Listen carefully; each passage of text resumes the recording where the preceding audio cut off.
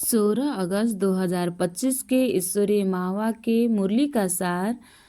आज बाबा ने कहा, मीठे बच्चे, तुम्हारी एम ऑब्जेक्ट है वंडरफुल रंग बिरंगी दुनिया, स्वर्ग का मालिक बनना।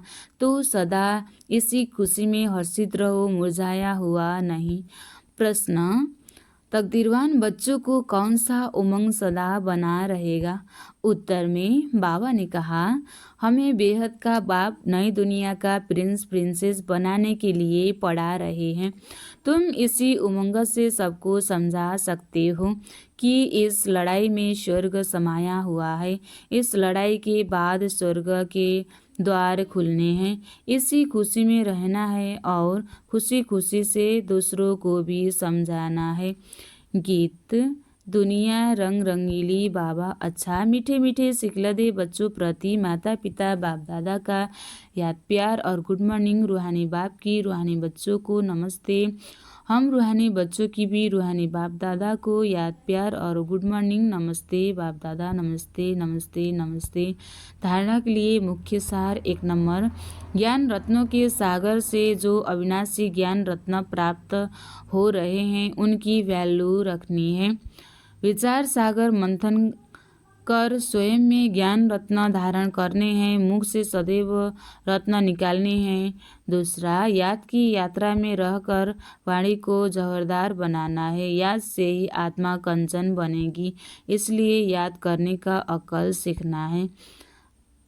आज बाबा ने वरदान दिया है, मेरेपन के सूक्ष्म स्वरूप का भी त्याग करने वाले सदा निर्भय बेफिक्र बादशाह भव। मेरेपन के सूक्ष्म स्वरूप का भी त्याग करने वाले सदा निर्भय बेफिक्र बादशाह भव।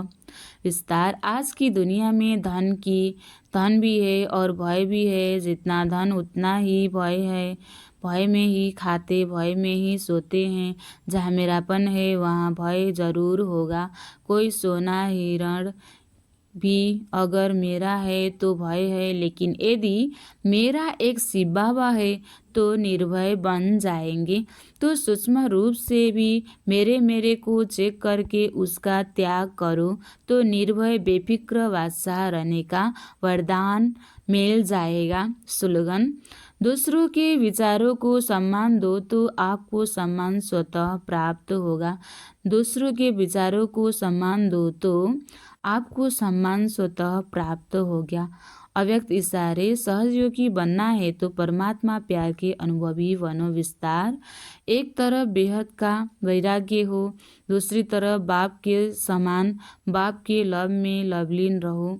एक सेकेंड में और एक संकल्प भी इस लवलीन अवस्था से नीचे नहीं आओ। ऐसे लवलीन बच्चों का संगठन ही बाप को प्रत्यक्ष करेगा। आप निमित्त आत्माएं पवित्र प्रेम और अपनी प्राप्तियों द्वारा सभी को श्रेष्ठ पालना दो, योग्य बनाओ अर्थात योगी बनाओ। अच्छा, ओम शांति।